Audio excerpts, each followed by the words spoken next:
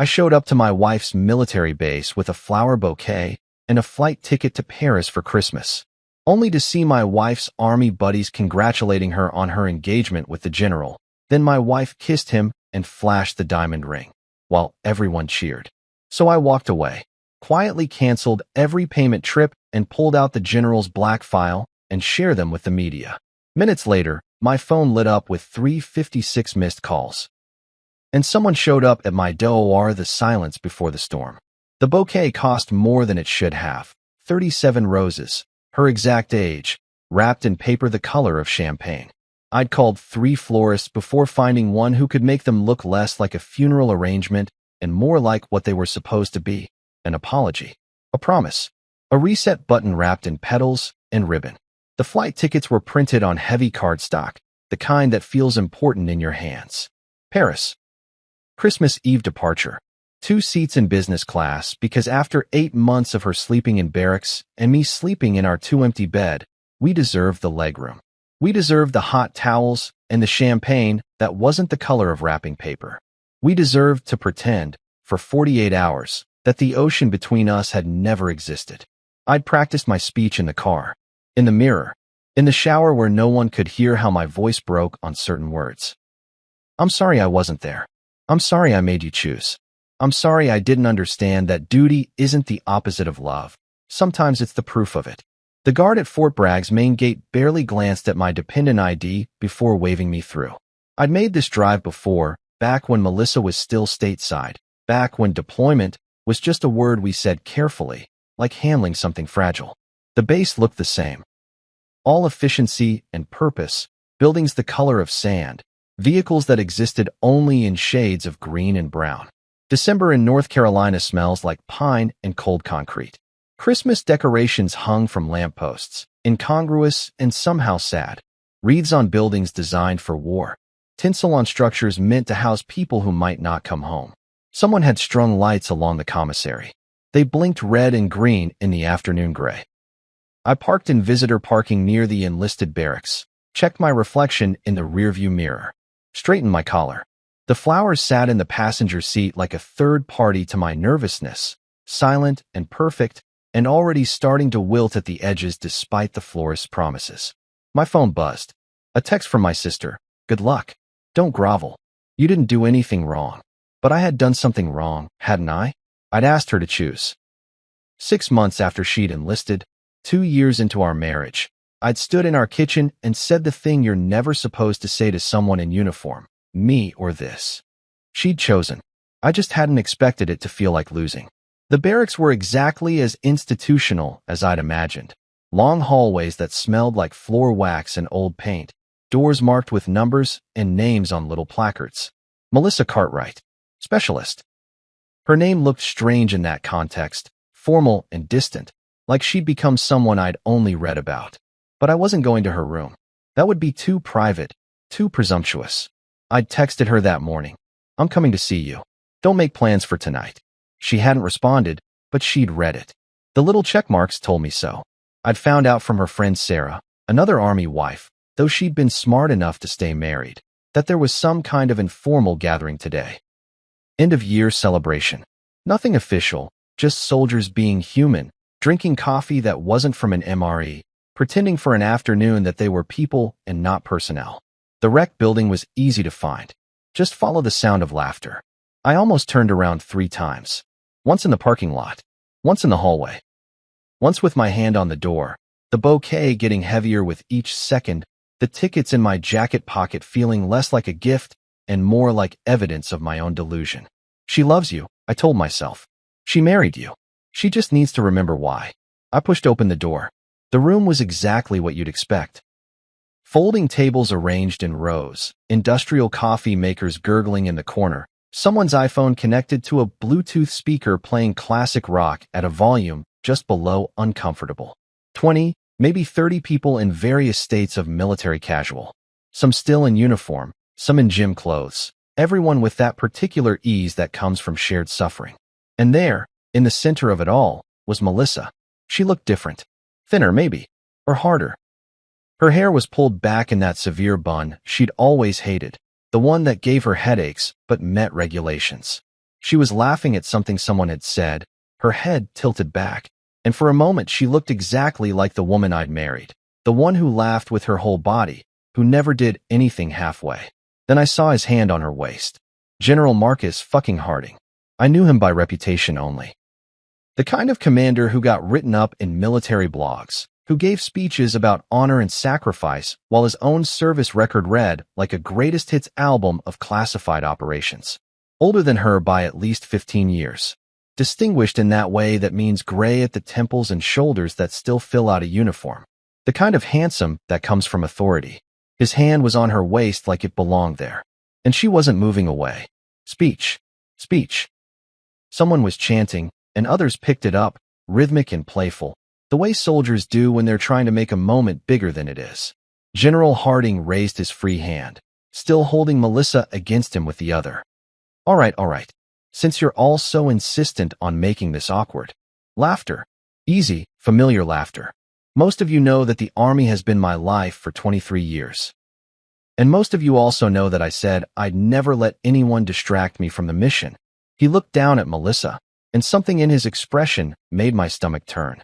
Then I met this woman, this soldier, and I realized that maybe the mission isn't the only thing worth fighting for.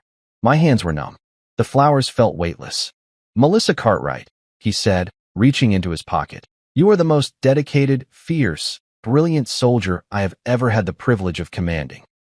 And I'd like to spend the rest of my life trying to deserve you. The box was small and black, and when he opened it, the diamond caught the fluorescent light and turned it into something that looked almost alive. Someone gasped. Several someones. Will you marry me? The room held its breath. Melissa's hands went to her mouth. That gesture she'd always made when she was overwhelmed, fingers pressed to lips like she could keep the emotion contained. Her eyes were shining. She was shaking. She was nodding. Yes, she said, and her voice broke on the word. Yes, of course yes. He slid the ring onto her finger. She threw her arms around his neck. They kissed, not the polite kind of kiss, not the appropriate for public kiss, but the kind that said they'd been doing this for a while, that they knew how to fit together, that this wasn't new. The room erupted. Cheering, applause, someone whistling so loudly it probably violated noise ordinances. People surged forward to congratulate them, to hug Melissa, to shake the general's hand. Someone popped a bottle of something that probably wasn't supposed to be on base. Music got louder. The celebration intensified.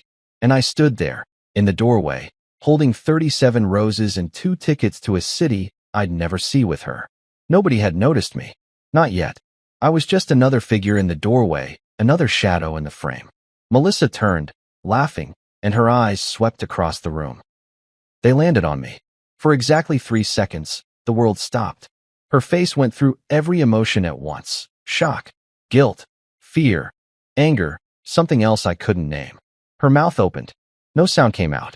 I looked at her, at the ring catching the light, at the man whose hand was still on her back, proprietary and certain, at the room full of people celebrating a future that didn't include me.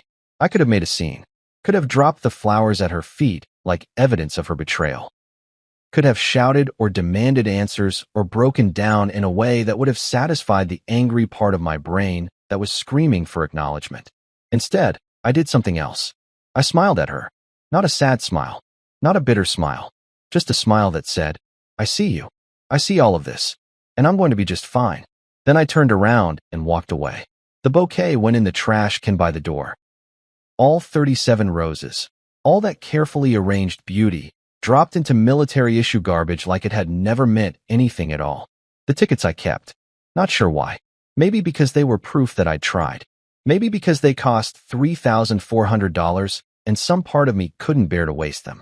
The walk back to my car took forever and no time at all. My hands weren't shaking. My breathing was steady. I felt calm in a way that probably meant I was in shock. The way you feel calm right before your body realizes it's been hurt. I didn't drive away immediately. Sat in my car, hands on the steering wheel, staring at nothing. My phone was in my pocket. The tickets were in my other pocket. And in my mind, a single thought was forming, clear and cold and remarkably simple. Okay then. Not okay as in fine. Not okay as in I accept this. But okay as in, I understand the situation now. I understand what's actually happening. and I know exactly what to do next. I pulled out my phone, opened my banking app, found the automatic payment to the storage unit where she kept, her civilian things. Furniture we'd bought together. Her grandmother's china. The wedding dress she'd sworn she'd pass down to our daughter someday. Cancelled. Found the car insurance policy. Her name on the title, my name on the payments. 8 months of me covering it while she was deployed, while she couldn't drive it anyway, while I was being supportive. Cancelled. The credit card I'd added her to so she could build credit, the one she used for Amazon orders and emergency expenses. Cancelled. The Netflix account. The Spotify family plan. The phone bill. We'd switched to a shared plan 2 years ago to save money. All of it. Cancelled. One by one, methodically, like I was going through a checklist. Each cancellation sent a notification. Each notification felt like cutting a string. I wasn't being vindictive. I was being practical. Why would I keep paying for the life of a woman who was marrying someone else? The last thing I canceled was the most important. The automatic transfer I'd set up 9 months ago. $3,000 a month from my account to hers. Money to cover her expenses while she was active duty, while her pay was going towards student loans and that motorcycle she'd bought against my advice. Money I'd been sending like clockwork, like proof of my commitment, like a down payment on our future. I'd sent $27,000 over 9 months. More than her engagement ring probably cost. Cancelled. The final notification lit up my screen. Payment schedule has been terminated. I stared at it for a long moment. Then I made one more call. This one from my contacts, to a number I'd saved 2 years ago and never thought I'd actually use. It rang twice. Marcus Chen speaking. Marcus, it's David Cartwright. We met at that defense contractors conference in D.C. You gave me your card. David. Of course. How are you? His voice had that careful friendliness of someone who gives out a lot of business cards and can't quite remember everyone. I'm well. Listen, I know this is unorthodox, but you mentioned you worked in investigative journalism now. Defense sector corruption, you said. A pause. Interest sharpening his tone. That's right. What? How much do you know about General Marcus Harding? Fort Bragg. Another pause, longer this time. I know enough to know that question is interesting. What? I looked at the building where my ex-wife, I supposed, though the paperwork hadn't caught up yet, was probably still celebrating. Where she was probably showing off her ring. Where she was probably explaining to concerned friends that yes, she was still married, but it had been over for months. They'd just been waiting for the right time to make it official. Because I think you'd be very interested in what's in his personnel file, I said. The complete one, not the sanitized version the Army shows people. And you have access to that. How? This was the question I'd been expecting, the one that mattered. I'm a senior data analyst for North Point Defense Systems, I said. We hold the contract for military personnel database management. I have level 3 clearance for records access, pending security investigations. Marcus's breathing changed. You're serious? Completely. What's in the file, David? I thought about that. About what I'd found 6 months ago, when Melissa had first mentioned her new commanding officer, and I'd looked him up out of idle curiosity. When I'd pulled his file expecting to see the usual impressive record. When I'd seen everything else. How much time do you have? I asked. All of it. Every second. Start talking. So I did. The thing about being a data analyst is that people underestimate what you can do. They think you sit in front of spreadsheets all day, maybe generate some graphs, provide some insights that middle managers ignore. They don't realize that modern data analysis means having keys to every locked room in the digital castle. They don't realize that level 3 clearance means you can pull up personnel files, financial records, performance reviews, classified incident reports. They don't realize you can see everything. I'd stumbled onto Harding's real file by accident. I'd been running a routine security audit, checking for discrepancies in personnel records. My actual job, the boring, legitimate one. His name flagged because someone had tried to access his file without proper clearance. Standard stuff. I'd followed the protocol, documented it, and in the process, I'd seen the file they were trying to access. At first, I thought it was a mistake. The numbers didn't match his public record. The dates were wrong. But when you're a data analyst, inconsistencies are like an itch you can't stop scratching. So I dug deeper, and found the black file. Every senior military officer has 2 files. One is the official record, Promotions, commendations, deployments, all very heroic and inspiring. The other is the real record, the classified one, the one that explains the gaps in their public timeline, the one that shows what they actually did in those places they claim to have never been. General Marcus Harding's Black File was a masterpiece of compartmentalized horror. Operation Copper Shield, 2012 through 2014, I told Marcus Chun. I was still sitting in my car, phone pressed to my ear, watching soldiers come and go from the wreck building. You heard of it? Arms dealing investigation in Afghanistan. Big scandal, never went anywhere. Right? Because the investigation was shut down. From the top.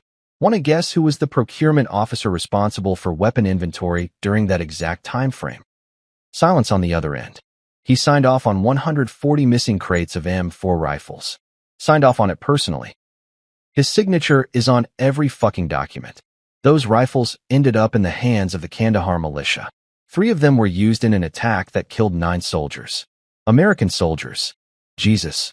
It gets better. Or worse, depending on your perspective. The investigation initially pointed to him, but somehow, mysteriously, evidence went missing.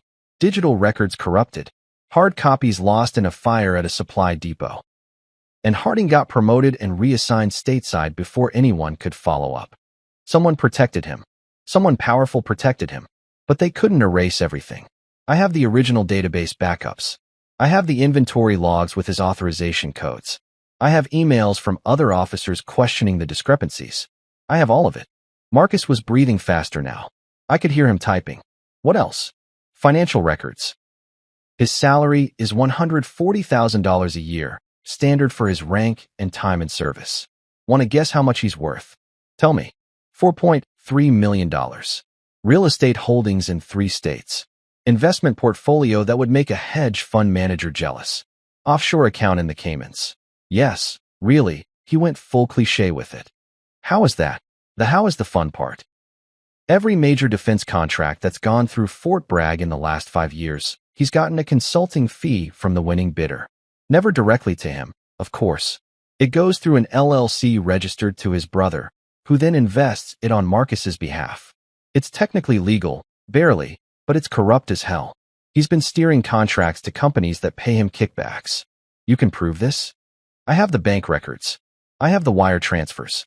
I have the corporate filings. I have emails between him and defense contractors discussing terms. One of them literally says, looking forward to our continued mutually beneficial relationship. It's like he wanted to get caught. Why are you giving me this, David? Why now? I watched a couple exit the wreck building, the woman's head on the man's shoulder, both of them laughing. They looked happy. They looked like they had a future. Because I just watched him propose to my wife, I said. And she said yes. The typing stopped. Your wife. Specialist Melissa Cartwright. Check the file. I guarantee he didn't disclose that relationship to anyone. He was her commanding officer. Direct chain of command. Which means everything about their relationship is a violation of fraternization policy. And if they started seeing each other while he was actively her CO, which I'm pretty sure they did based on when she stopped returning my calls, that's a court-martial offense. For both of them, yes. But especially for him, given the rank disparity and abuse of authority. Marcus was silent for a long moment. When he spoke again, his voice was different. Careful. David, I need you to be very clear about something. Are you doing this for the right reasons? Or are you just a scorned husband trying to burn down his ex's new relationship? It was a fair question. I'd asked myself the same thing during the drive back to the parking lot. During the methodical cancellation of every payment. During the moment I'd decided to make this call. Both, I said honestly. I'm absolutely doing this because I'm hurt and angry. I'm doing it because I want her to face consequences. I want him to face consequences. I want everyone who thought this was a cute love story to see what it actually is. But I'm also doing it because it's true. Everything I've told you is documented fact. He's a corrupt officer who's been stealing from the military and covering up his crimes for years. He's abused his authority in multiple ways, including to start a relationship with a subordinate. And if I don't say something, he's going to keep getting away with it. He's going to keep rising through the ranks. Eventually, he'll have even more power, even more access, even more ability to hurt people. And the fact that he hurt you? Makes me the right person to care enough to do something about it. More typing. Then, can you get me the files? I can do better than that. I can get you everything. Complete package.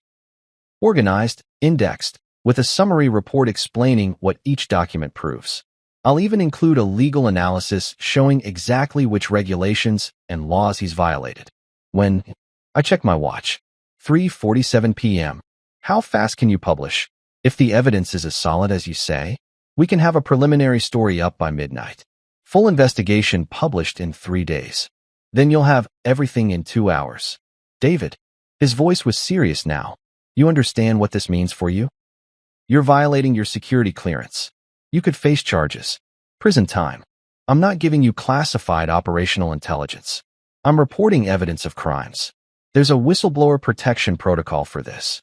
You better hope your lawyers agree with that interpretation. I've got good lawyers. Had to, for the divorce. He laughed, startled. You're already getting divorced? I'm about to be. Tonight, actually. I'm going to file the paperwork as soon as we hang up. You're having quite an afternoon. I believe in efficiency. I could hear him grinning through the phone. I like you, David.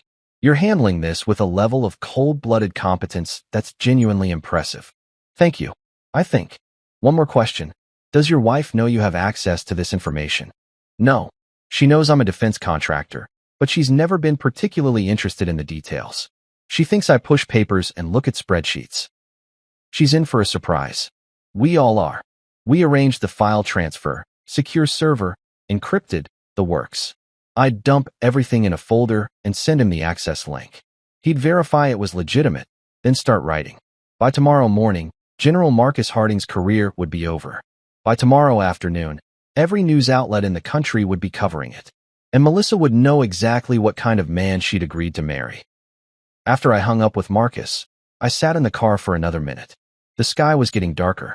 December evening coming early, the way it does. Soon it would be night. Soon I'd go home to our empty house, my empty house now, and pour a drink and watch the news and wait for the bombs to drop.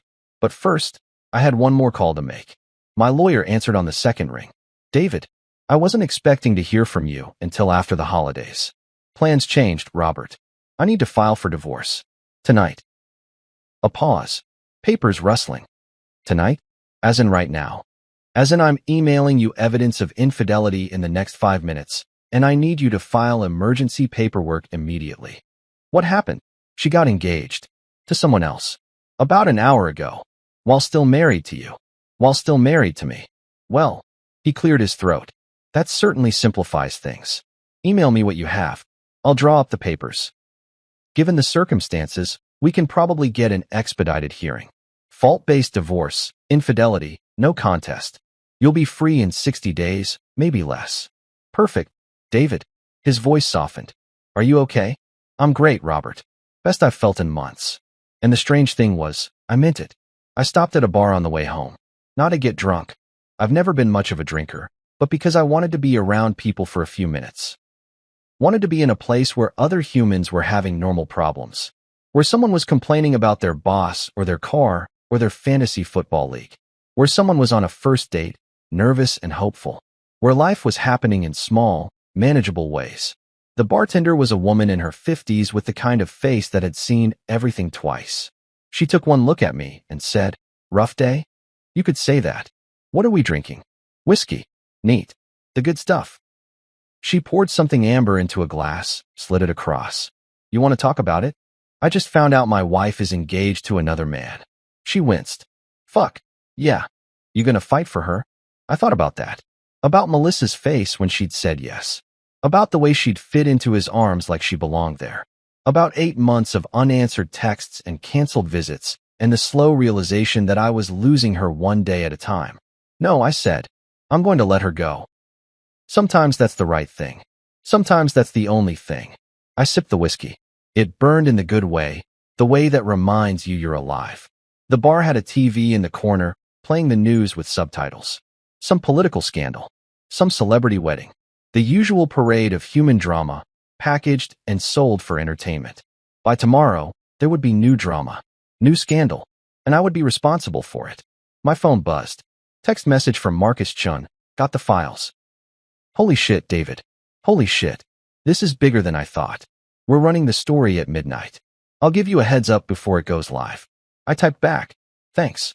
I'll be awake. Another buzz. This one from my lawyer. Papers filed.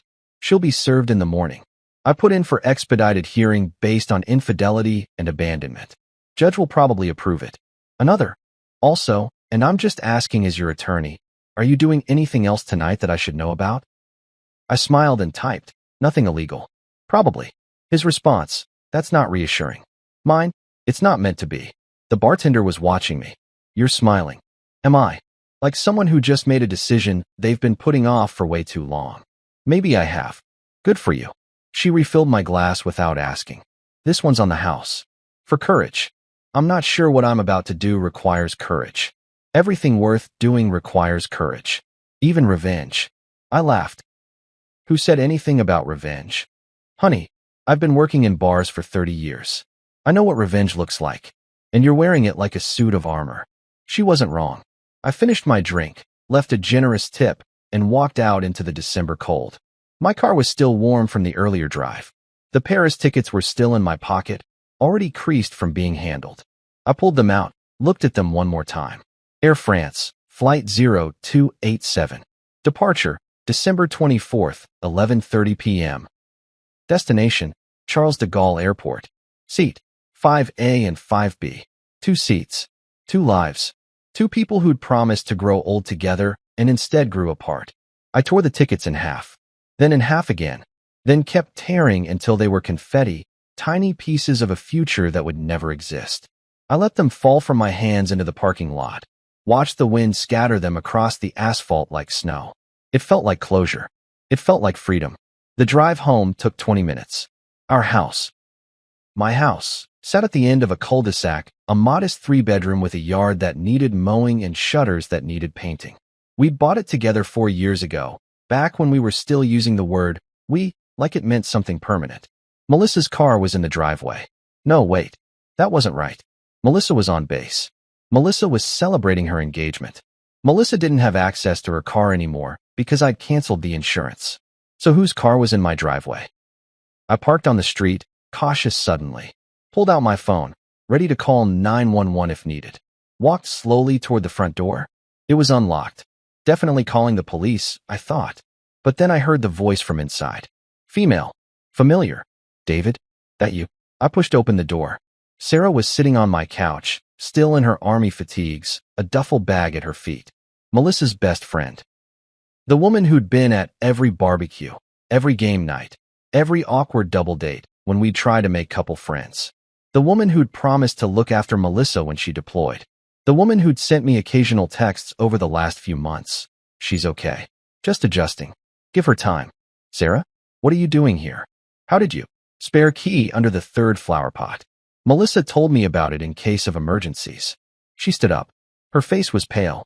This is an emergency. What happened? Is Melissa? Melissa is fine. Physically. Emotionally, less fine. David, she's freaking out. Like, truly losing her shit. Why? Because you were there. At the rec building. She saw you. I know. We made eye contact. She said you just smiled at her and left. That's accurate. Sarah stared at me. That's it. No yelling. No scene. No demanding an explanation. What would be the point? The point would be, she stopped. Shook her head. Okay, different question. Did you cancel her insurance? Yes. And her credit card? Yes. And the payments you were sending? All of them. David, what the hell? She's engaged to another man, Sarah. Why would I keep paying her bills? Because she's still your wife. Not after tomorrow. I filed for divorce 3 hours ago. Sarah sat back down. Hard. Like her legs had stopped working. You what? Emergency filing. Evidence of infidelity. She'll be served with papers in the morning. Jesus Christ. He won't help her. She made her choice. David. Sarah's voice was different now. Careful. I know you're hurt. I know this is a shitty situation. But you need to understand what you're doing. Melissa is active duty military. She doesn't have civilian income right now. You just cut off all her access to money. Do you have any idea what that means? It means she'll have to rely on her fiancé. It means she could be in serious trouble. The Army doesn't pay enough to live on, especially with her student loans. She was relying on your support. You just yanked the rug out from under her. She should have thought about that before saying yes to another man's proposal. Sarah stood up again, crossed the room. For a second I thought she might hit me. Instead, she grabbed my shoulders and looked me directly in the eyes. David, listen to me. Whatever you're planning. I'm not planning anything. Bullshit. I've known you for 3 years. You're the most methodical person I've ever met. You don't do anything without planning it 6 different ways. So whatever you're planning, whatever revenge you're cooking up, you need to stop. Right now, before you do something you can't take back. I met her eyes. Smiled the same smile I'd given Melissa. I have no idea what you're talking about. David, you should go, Sarah. It's late. And you probably want to get back to base before they notice you're gone. She dropped her hands, stepped back, looked at me like she was seeing me for the first time and didn't like what she saw. You're scaring me, she said quietly. Good. You should be scared. Your best friend just blew up her life, and she's about to find out there are consequences. What does that mean? It means go back to base. Be there for her. She's going to need you. Why? What are you? Goodbye, Sarah. She stared at me for a long moment. Then she picked up her duffel bag and walked to the door. Stopped. Turned back. She loved you, you know. Maybe she still does. Then she has a funny way of showing it. People make mistakes. And people pay for them. Sarah left without another word. I watched through the window as she got in her car. Melissa's car. I realized she must have borrowed it and drove away. Watched the taillights disappear around the corner. Watched the street return to quiet suburban emptiness. Then I went inside, locked the door, poured myself another whiskey, and sat down to wait. My phone said 9:47 p.m. In 2 hours and 13 minutes, Marcus Chin's story would go live. In approximately 9 hours, Melissa would be served with divorce papers. In approximately 12 hours, General Marcus Harding's world would begin to collapse.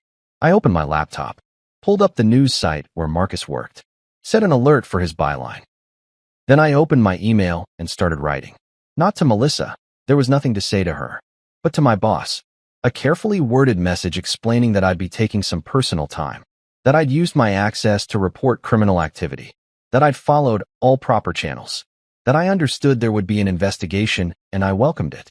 CYA, cover your ass. First rule of corporate survival. Then I wrote to my parents. A shorter message. Don't worry about me. I'm fine. Some things are happening, but I'm handling it. I'll call you tomorrow. Love you. Then to my sister, you were right. I should have left her months ago. Better late than never. Her response came immediately. What did you do? Nothing I'm not prepared to own. David. What? Did you? Do. Watch the news tomorrow. You'll see. Oh my God. I love you. Talk tomorrow. I turned off my phone. The silence was remarkable. The house had never been this quiet, even when Melissa was deployed. There had always been something. The hum of her life in the background, the expectation of her return, the sense that this was a temporary silence and not a permanent one. This was different. This was the silence of a life ended and a new one beginning. I thought about calling someone. A friend, maybe. Someone to sit with me while I waited for midnight. But the truth was, I didn't want company. I wanted to be alone with this. Wanted to feel every minute of these last few hours before everything changed. Because it would change. Irrevocably. Tomorrow, I would be a different person living a different life. Tomorrow, I would be the man who brought down a general. The whistleblower. The scorned husband who chose truth over dignity. The villain of someone else's story. I was okay with that. At 11:30, my laptop pinged. Email from Marcus Chin. Story is locked and loaded. Goes live in 30 minutes. I sent you an advance copy. Read it. Make sure I got everything right. I opened the attachment. The headline filled my screen. Fort Bragg General faces corruption allegations. Documents reveal pattern of contract fraud and ethics violations. Below that, a subheading. Marcus Harding's secret financial records show millions in suspect payments from defense contractors. I read the whole article. Every word. Every citation. Every piece of evidence carefully laid out. Damning and thorough and absolutely irrefutable. Marcus had done his job well. This wasn't a hit piece. It was a forensic takedown. At the end, there was a final paragraph that made my breath catch. Questions have also been raised about Harding's relationship with specialist Melissa Cartwright, a soldier in his direct chain of command. Sources indicate Harding proposed to Cartwright earlier today, despite military fraternization policies that strictly forbid romantic relationships between commanders and subordinates. The Army has announced it will be opening a formal investigation into these allegations. There it was. Her name, her rank, her mistake, published for the world to see. I typed a response. It's perfect. Thank you. Marcus, you sure you want to do this? Last chance to pull back. Me. I've never been more sure of anything. Marcus. Okay then. See you on the other side. I closed the laptop.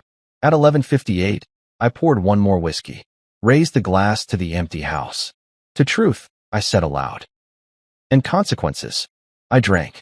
At exactly midnight, my phone, still off, but I'd been watching the clock on the microwave, would have started exploding if it were on.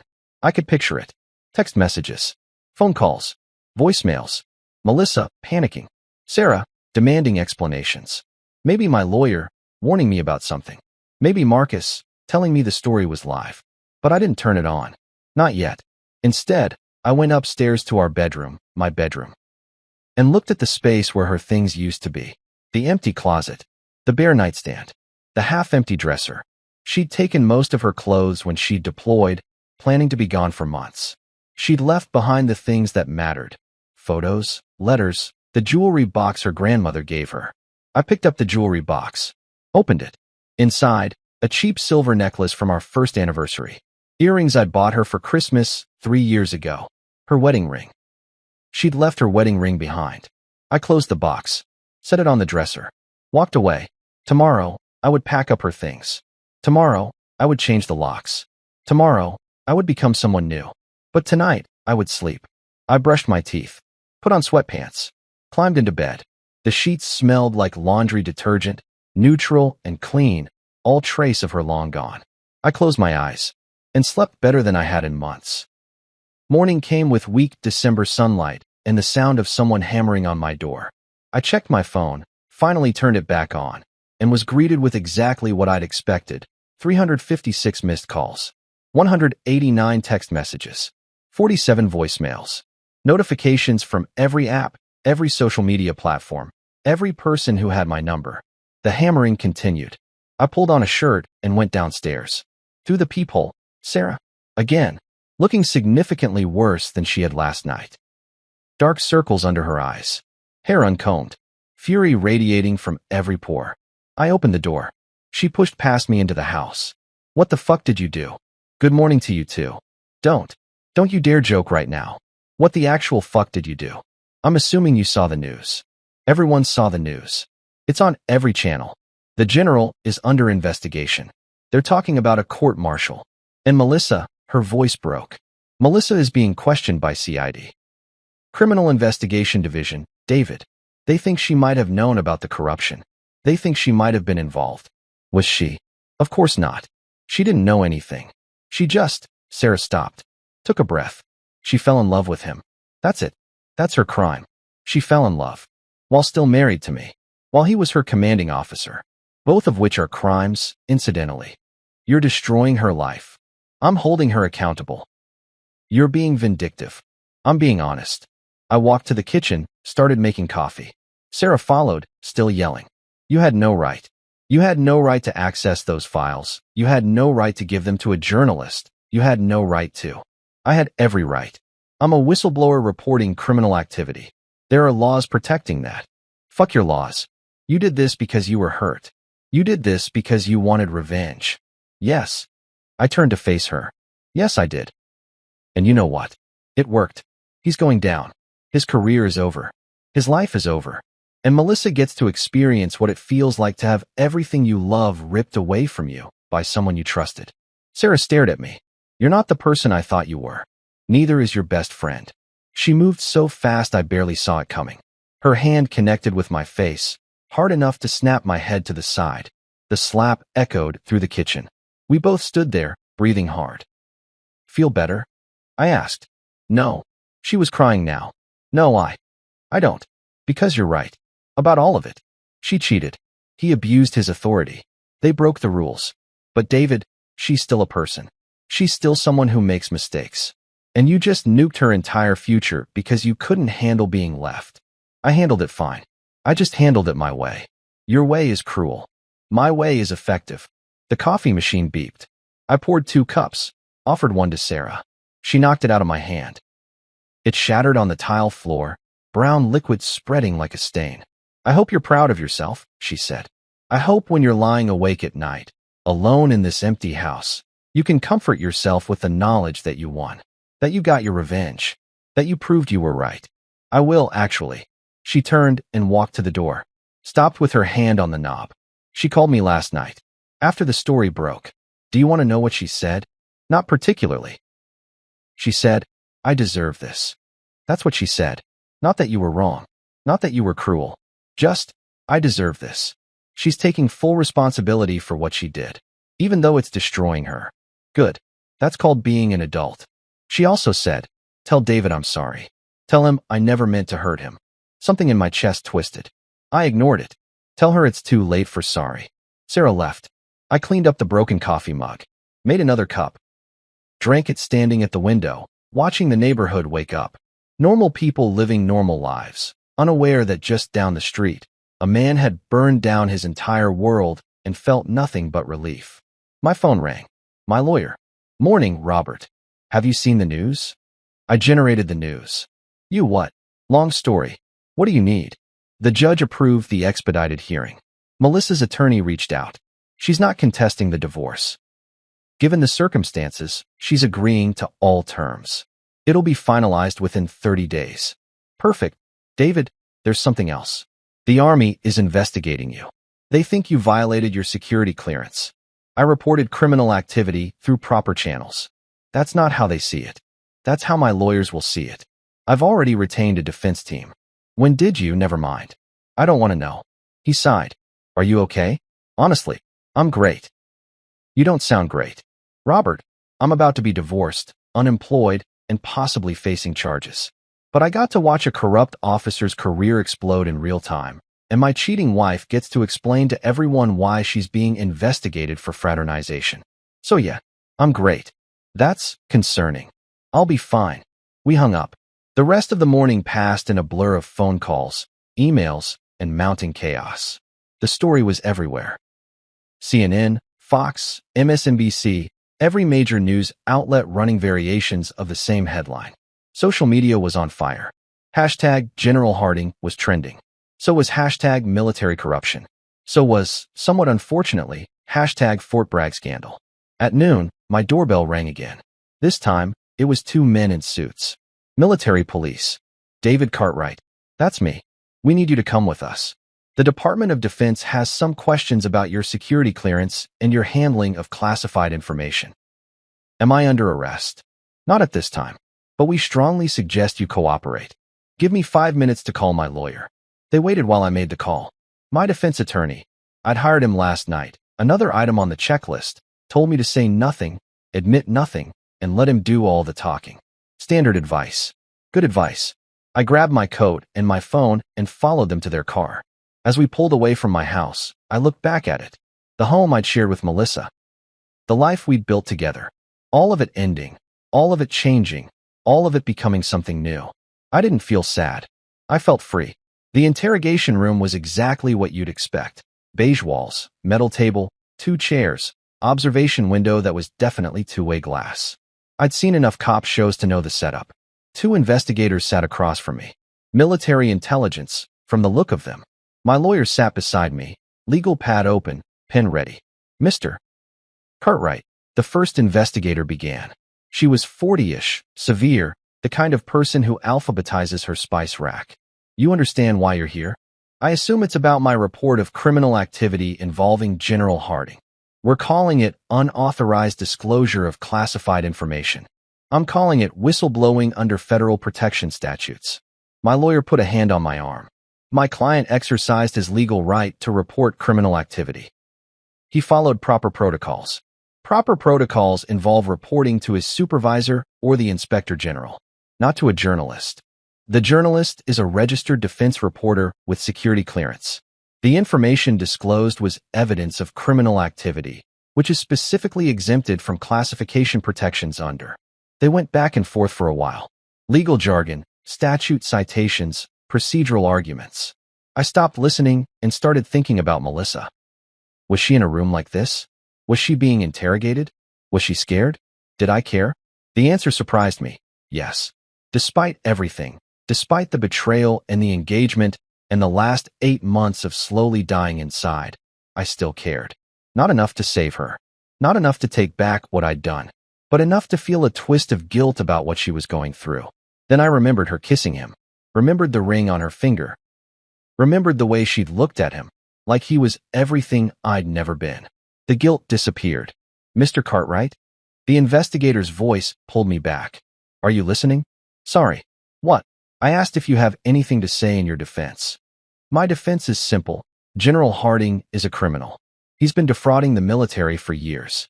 He's violated ethics regulations, fraternization policies, and possibly several federal laws. I had evidence of this. I reported it. If that's illegal, then the law is broken, not my actions. You could have reported it internally. Internal reports go nowhere. You know that. I know that. Everyone in this room knows that. The system protects itself. So I went outside the system. That's not your decision to make. Actually, it is. That's exactly what whistleblower protection is for. To protect people who expose corruption even when, especially when, the institution doesn't want to expose itself. The second investigator leaned forward. He was younger, less practiced at the intimidating stare. You accessed classified personnel files without authorization. I accessed files within my security clearance level as part of a routine security audit. And then you disclosed them to unauthorized parties. I disclosed evidence of crimes to appropriate authorities. The journalist has security clearance. The story was reviewed by legal counsel before publication. Nothing that appeared in the article compromises operational security or ongoing missions. That's not your judgment to make. Then whose judgment is it? The people being investigated? That seems like a conflict of interest. My lawyer kicked me under the table. I shut up. They questioned me for 3 more hours. Asked the same things in different ways. Tried to get me to admit I'd acted out of personal vendetta, that I'd violated protocols, that I'd put national security at risk. I stuck to my story because it was true. I'd reported crimes. That I happened to benefit personally from reporting them didn't make them less true. Finally, they gave up. You're free to go, the severe one said. For now, but this investigation is ongoing. Don't leave the state. And don't talk to any more journalists. I'll talk to whoever I want. First Amendment. Mr. Cartwright. Is my client charged with anything? My lawyer interrupted. Not at this time. Then we're done here. We left. In the parking lot, my lawyer turned to me. You need to be more careful. They're looking for any excuse to charge you. Let them look. I didn't do anything wrong. You disclosed classified information. I reported criminal activity. That's a legal gray area at best. Then I guess I'll see you in court. He shook his head. You're either the bravest person I've ever met or the most self-destructive. Maybe both. I drove home alone. The sun was setting, 5:30 p.m., that early December darkness. The house was cold when I walked in. I'd forgotten to adjust the thermostat before I left. Forgot that it was just me now, no need to keep the whole house warm. I turned on the heat, made dinner, frozen pizza, because I'd stopped pretending to take care of myself, and turned on the news. There I was. Not my face, but my actions. Sources say the information came from a defense contractor with access to personnel databases. They didn't name me, but they didn't have to. Everyone who mattered knew.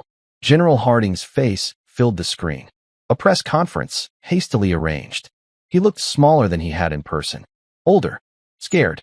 I categorically deny all allegations of financial impropriety, he was saying. I have served this country for 23 years with honor and distinction. These accusations are baseless and appear to be motivated by personal animus from. The reporter cut him off. Is it true you're engaged to one of your subordinates? His face went pale. I have no comment on my personal life. Is Specialist Melissa Cartwright your fiancée? No comment. Did your relationship with Specialist Cartwright begin while she was under your command? This press conference is over. He walked away from the podium. The cameras followed him. Someone shouted another question. He didn't turn around. The anchor came back on screen. In a related development, Specialist Melissa Cartwright has been placed on administrative leave pending investigation. Sources say she's cooperating fully with authorities. They showed her photo. Military ID picture, formal and serious. She looked so young, so earnest, so convinced she was doing the right thing by serving her country. I wondered what she looked like now. My phone buzzed. Text message from a number I didn't recognize. "This is Melissa. Sarah gave me your new number. Can we talk?" I stared at the message for a long time. Typed no. Deleted it. Typed, "What's there to say?" Deleted that too. Finally typed, "Why?" Her response came immediately, like she'd been waiting for me to engage. "Because I owe you an explanation. Because you deserve to hear my side. Because despite everything, you were my husband and I loved you, and I'm sorry." Were. Past tense. I know. "I'm so sorry, David. Sorry you did it, or sorry you got caught." Long pause. Then both. At least she was honest. "What do you want from me, Melissa?" "I want you to understand why I did it. You fell in love with someone else." That's pretty self-explanatory. It's more complicated than that. It really isn't. Please, just give me an hour. Meet me somewhere. Let me explain. So you can feel better about yourself? So you can feel better about yourself. You deserve to hear me say all the things I should have said months ago. I thought about that. About whether I wanted to hear her apology. Whether it would change anything.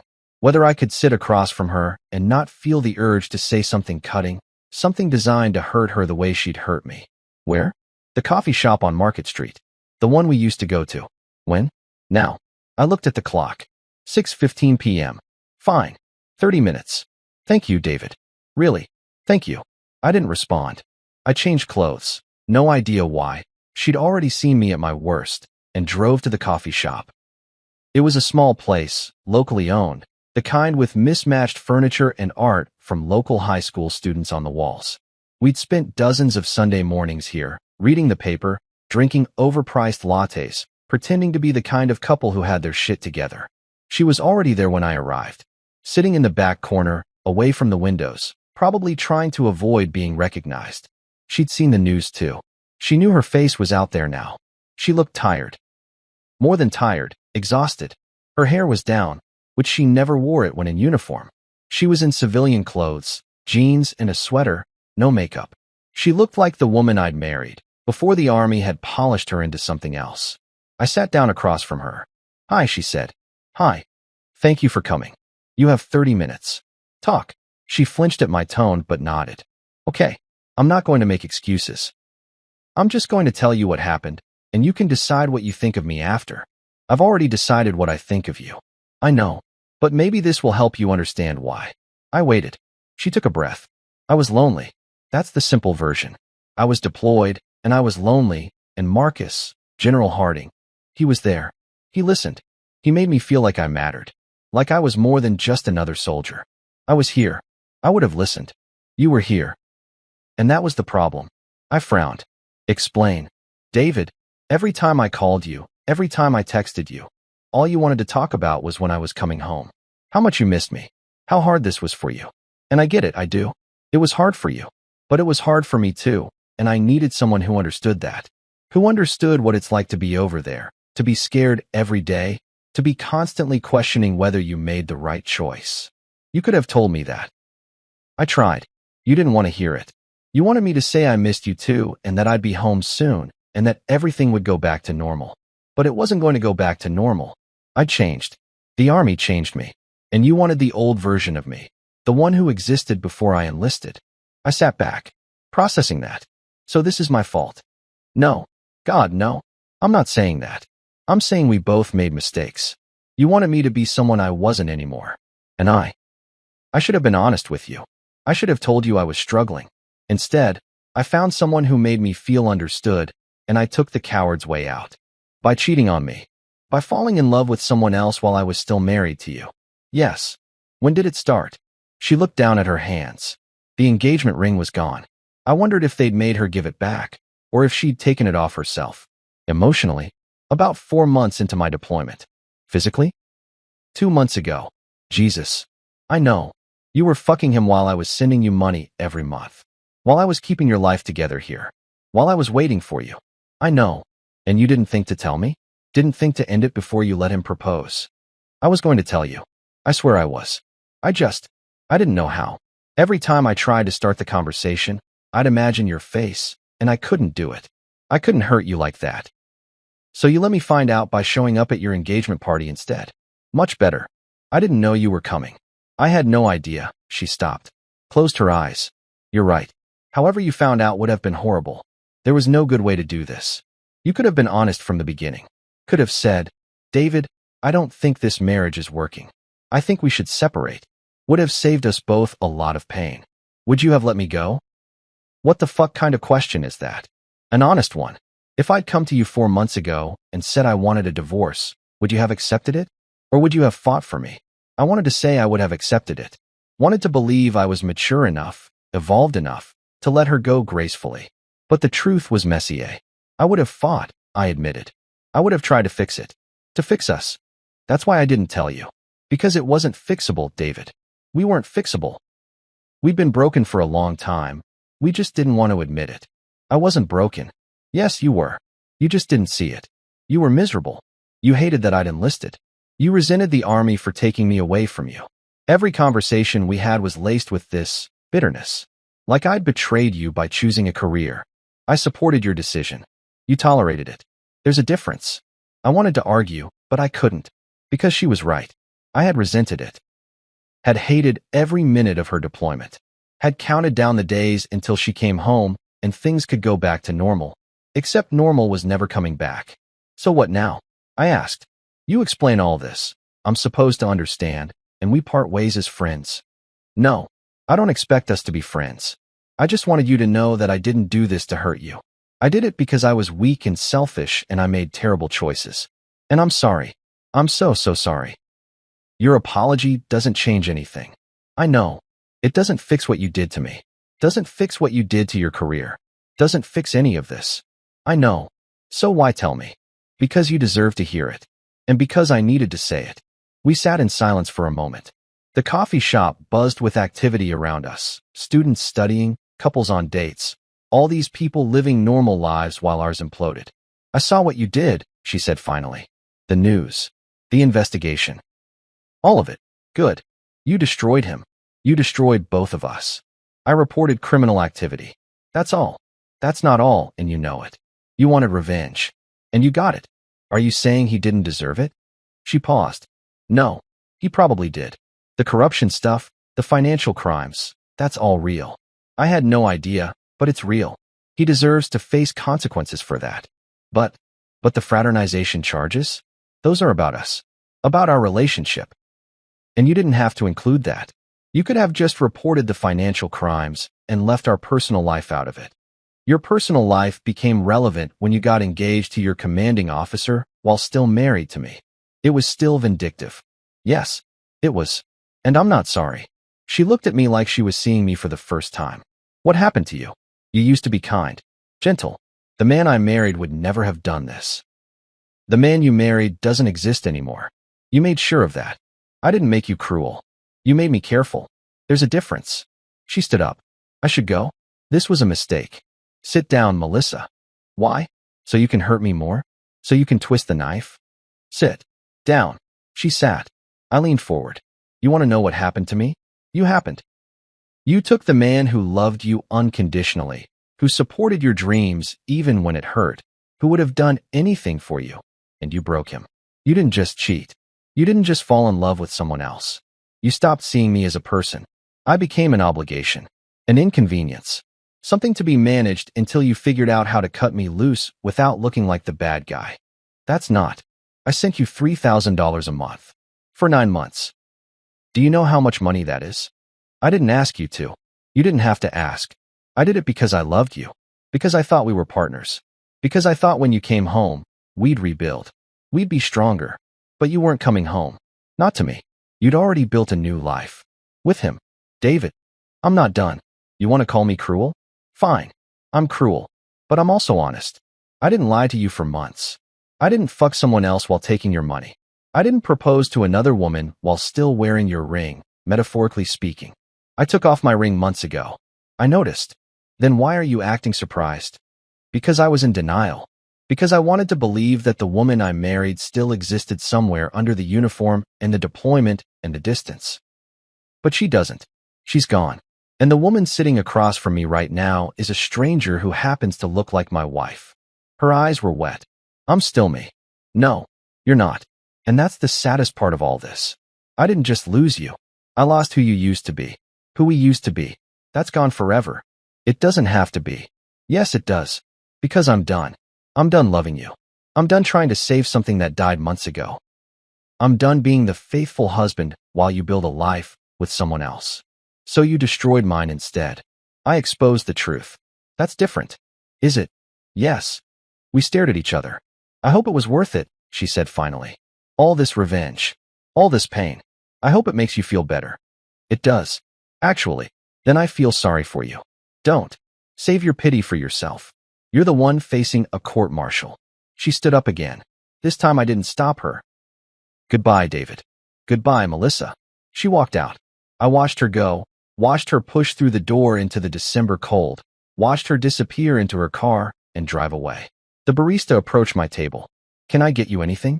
Coffee. Black. Largest size you have. Rough night. Rough year. She brought me the coffee. I sat there for another hour, drinking it slowly, watching people come and go, thinking about everything and nothing. My phone buzzed. Text from Sarah. I hope you're proud of yourself. I didn't respond. Another text, this time from my lawyer. Army dropped the investigation. You're clear. Whistleblower protections held up. Good. Thanks. They're still investigating Harding, though. Looks like he's going to be court-martialed. Even better. What about your wife? Ex-wife. And I don't care. Except I did care. Despite everything, despite the anger and the betrayal and the calculated revenge, some part of me still cared what happened to her. I hated that part of myself. I finished my coffee and went home. 3 days later, I woke up to my phone ringing. 6:47 a.m. Unknown number. Hello. Mr. Cartwright? This is Lieutenant Colonel Patricia Morrison, base commander at Fort Bragg. Do you have a moment? I sat up. Yes, ma'am. I wanted to personally thank you for coming forward with information about General Harding. Your actions, while unorthodox, exposed serious corruption within our ranks. The Army takes these matters very seriously. I appreciate that. I also wanted to let you know that Specialist Cartwright has been cleared of any involvement in Harding's financial crimes. She had no knowledge of his activities. That's good to hear.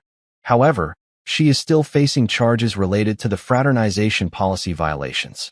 Her relationship with General Harding began while he was her direct commanding officer. That's a serious breach of military conduct. I understand. She'll likely receive a general discharge under other than honorable conditions. She'll lose her benefits, her GI Bill, her honorable service record. It will follow her for the rest of her life. Something in my chest tightened. I see. I'm telling you this because I thought you should know, given your role in exposing the situation. Thank you for the update, Colonel. Mr. Cartwright? One more thing. Yes. I've been in the military for 26 years. I've seen a lot of marriages end because of deployment. It's one of the hardest things about service, the strain it puts on families. What your wife did was wrong, but I hope you'll consider that she made a mistake in an incredibly difficult situation. Young soldiers do foolish things. Sometimes they deserve a second chance. With all due respect, Colonel, she's not getting a second chance from me. I understand. I just wanted to say it. Have a good day, Mr. Cartwright. She hung up. I sat in bed, staring at my phone. Other than honorable discharge, that would destroy her. She'd enlisted because she wanted to serve, wanted to be part of something bigger than herself. She'd sacrificed our marriage for the Army. And now the Army was spitting her out like she was nothing. Because of what I'd done. No, because of what she'd done. I just exposed it. Right? I got up, made coffee, tried to focus on something else. But my mind kept circling back to Lieutenant Colonel Morrison's words. Young soldiers do foolish things. Sometimes they deserve a second chance. Did Melissa deserve a second chance? Did I owe her one? The answer should have been no. Should have been easy. She'd betrayed me, lied to me, was planning to marry another man while still married to me. She'd made her choices. But I pulled out my laptop, opened my email, started typing. To Lieutenant Colonel Patricia Morrison. From David Cartwright. Subject, Specialist Melissa Cartwright. Colonel Morrison, thank you for your call this morning.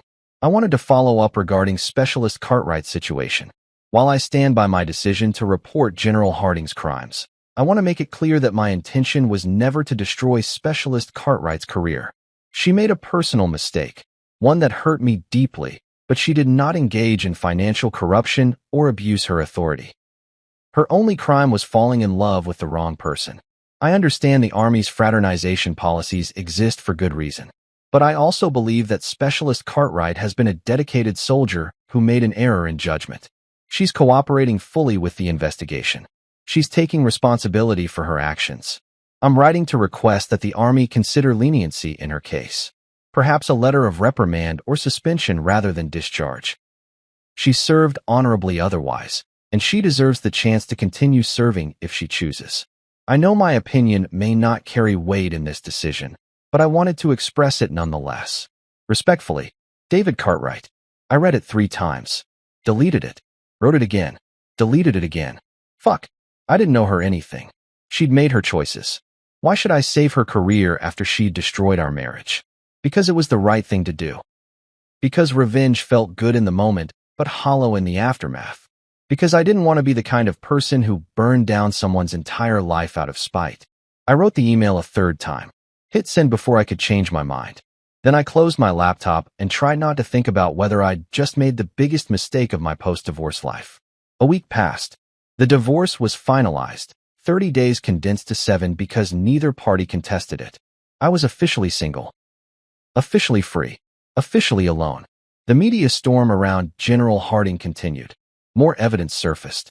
More contractors came forward. It turned out his corruption went back nearly a decade, involved millions of dollars, and implicated several other officers. The Army's investigation expanded.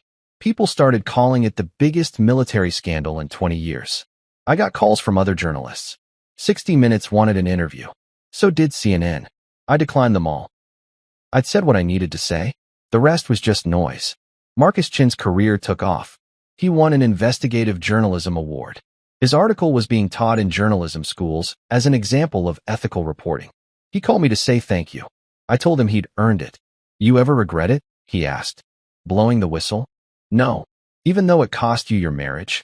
My marriage was already over. This just made it official. Still, it takes guts to do what you did. Or stupidity. Same thing sometimes. On day 8, I got a call from Lieutenant Colonel Morrison. Mr. Cartwright, I wanted to update you on Specialist Cartwright's situation. Okay, your email was unexpected, and it carried more weight than you might think. We took your recommendation into consideration, and she's been given a general discharge under honorable conditions. She'll retain her benefits and her service record, though there will be a note about the fraternization violation. She'll also be required to undergo counseling and complete a professional ethics course. Relief flooded through me. Thank you. Don't thank me. Thank the fact that she's been otherwise exemplary. And thank yourself for being willing to show some mercy. How is she? A pause. Why do you want to know? I don't know. I just do. She's struggling. But she's resilient. She'll be okay. Good. Mr. Cartwright? I have a question for you, if you don't mind. Go ahead. Did you love her? When you reported General Harding, did you still love your wife? I thought about that. About the truth versus what I wanted to believe. Yes, I said. I did. Maybe I still do. I don't know anymore. That's what I thought.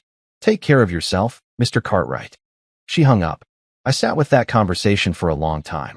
Did I still love Melissa? The honest answer was complicated. I loved who she'd been. I loved the memories. I loved the potential of what we could have been. But did I love who she was now? Did I love the woman who'd cheated and lied and chosen someone else? No, but I didn't hate her either. And maybe that was growth. Christmas came. I spent it alone. Ordered Chinese food, watched old movies, tried not to think about the Paris tickets I'd destroyed. Tried not to imagine what we would have been doing if everything had gone according to plan. On Christmas evening, my doorbell rang. I wasn't expecting anyone. My family was across the country. My friends, the few I still had after the divorce, knew better than to drop by unannounced. I opened the door. Melissa stood there, looking uncertain and cold. No uniform. Civilian clothes. Her hair was shorter than the last time I'd seen her. She looked older. Or maybe just tired. Hi, she said. Hi. I know I shouldn't be here. I know you probably don't want to see me. But I needed to say something, and I didn't want to do it over the phone. Okay. Can I come in? Just for a minute. I should have said no. Should have closed the door. Should have protected myself from whatever emotional minefield this was about to become. Instead, I stepped aside. She walked into the house, her old house, though she didn't live here anymore. Looked around like she was seeing it for the first time. Or maybe seeing it as a museum of a life she used to have. Coffee? I offered. Sure. We went to the kitchen. I made coffee while she stood awkwardly by the counter, hands in her pockets. I heard what you did, she said. The email to Colonel Morrison. Okay. Why did you do it? After everything, why would you help me? I poured 2 cups, handed her one. Because destroying your career would have been excessive. You made a personal mistake. You didn't deserve to lose everything. You thought I deserved it a week ago. A week ago I was still angry. I've had time to think. And I realized that revenge only feels good until you have to live with the consequences. I didn't want to be the reason your life fell apart. Even though I was the reason your life fell apart. You weren't the only reason. We both made mistakes. I just made different ones than you. She sipped her coffee. Set it down. I need to tell you something. Okay. Marcus, General Harding, he's gone. Court-martialed, dishonorably discharged, facing federal charges. His career is over. His life is over. I know. I'm not engaged anymore. Obviously. I figured. I loved him. I really did. Or I thought I did.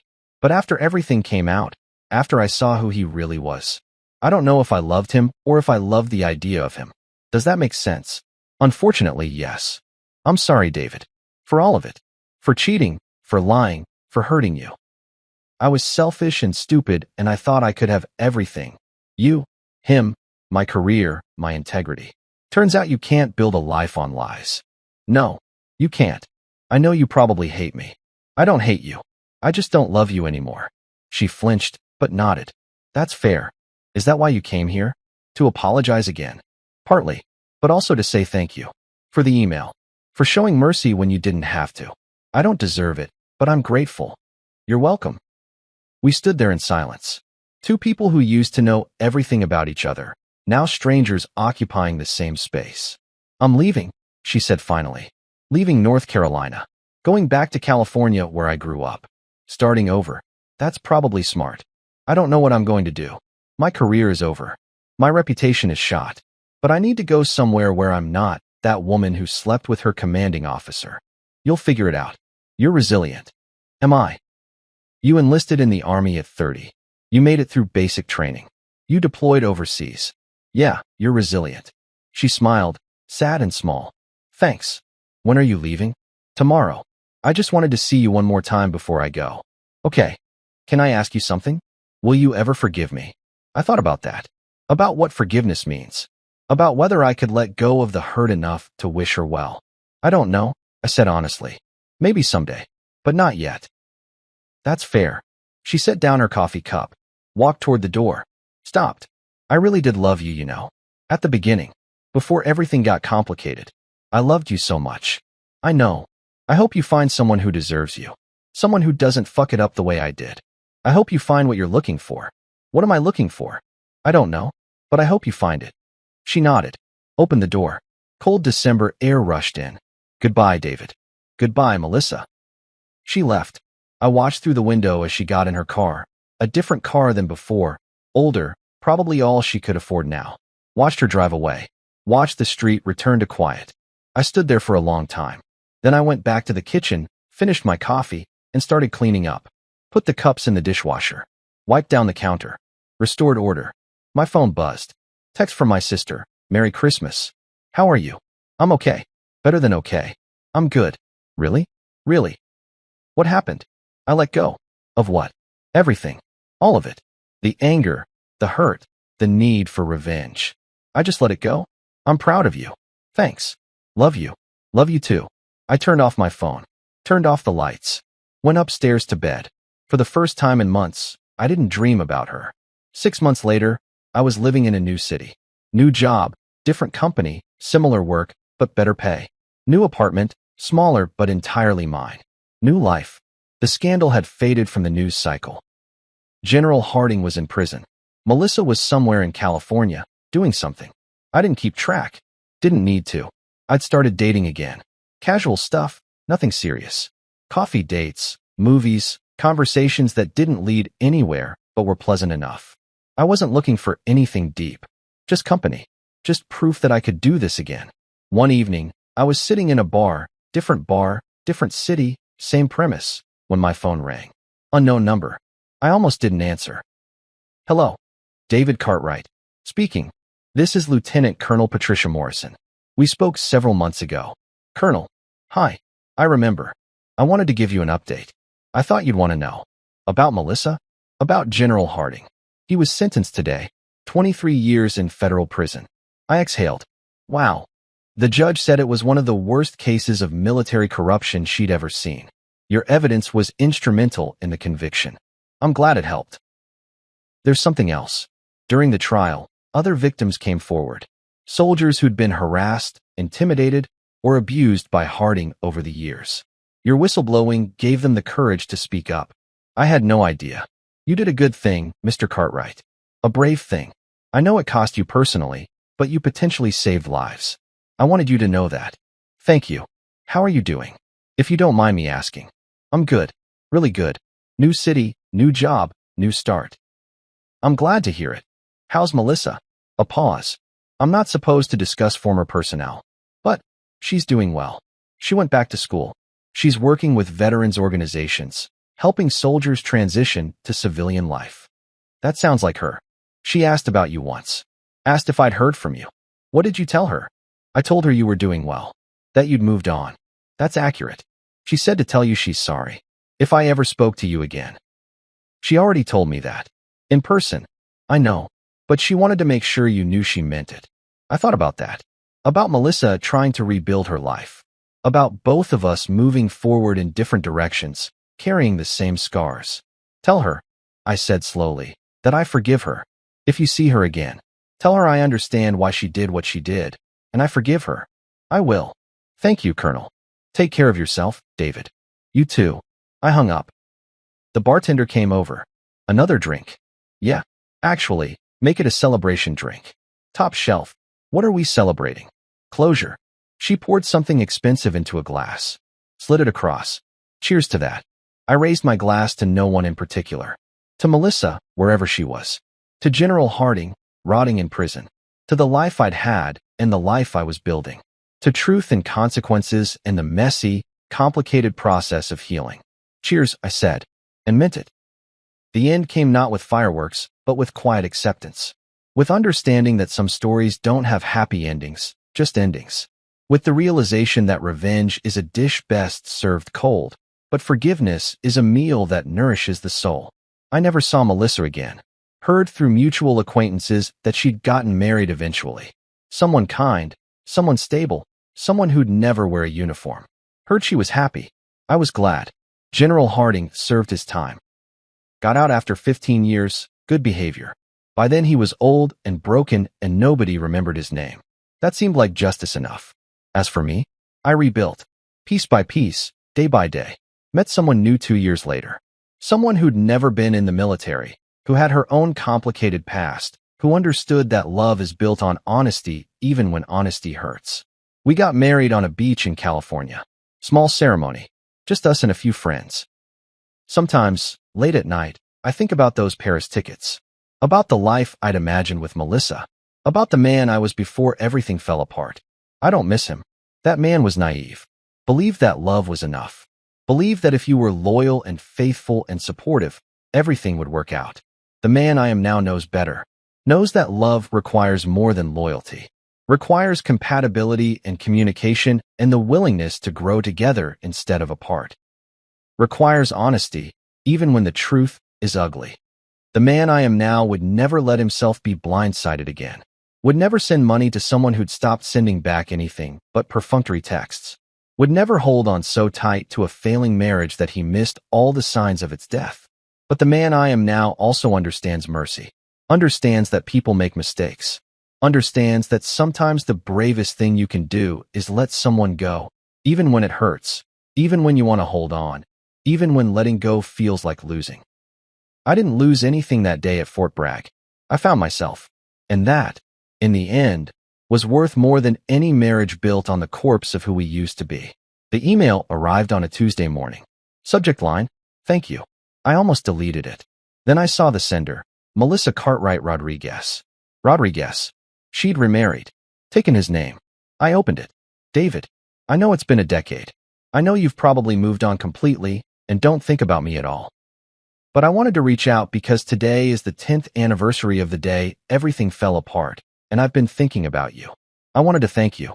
I know that sounds strange, given everything that happened, but destroying my life, or letting me destroy it, depending on how you see it, was the best thing that ever happened to me. I was so lost back then. I was chasing something I thought I wanted, adventure, purpose, belonging, and losing myself in the process. I hurt you. I hurt myself. I made terrible decisions because I was too scared to admit I'd made a mistake. When everything came crashing down, I thought my life was over. But it wasn't. It was just beginning. I went to therapy. I figured out who I actually was instead of who I thought I should be. I built a life based on honesty instead of lies. I'm happy now. Really happy. I have a husband who loves me, 2 kids who drive me crazy, and a job helping veterans transition to civilian life. I think about you sometimes and hope you found the same happiness. I heard through the grapevine that you got married. I'm glad. You deserved someone who could love you the way you needed to be loved. Anyway, this isn't meant to reopen old wounds. Just to say, thank you for being honest. Thank you for showing me consequences. Thank you for the mercy you showed me when you didn't have to.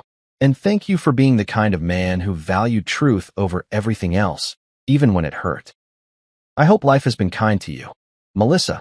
I read the email 3 times. Then I hit reply. Melissa, thank you for reaching out. And you're right. I don't think about you much anymore. Not because I'm bitter, but because I've moved on completely. But I appreciate the message. I'm glad you're happy. I'm glad everything worked out.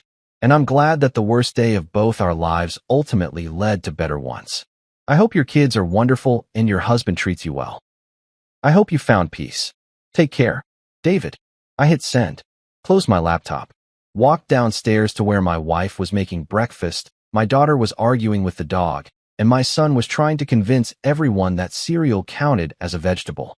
Who was that? My wife asked. An email from the past. Important. Not anymore. She kissed me. Good. Breakfast is ready. I sat down at the table, looked at my family, looked at the life I'd built from the ashes of the old one, and smiled. Because sometimes, losing everything is just making room for what you actually need. Sometimes, revenge is just the first step toward healing. And sometimes, the best thing that can happen to you is the worst thing that can happen to you. You just have to survive long enough to see the difference.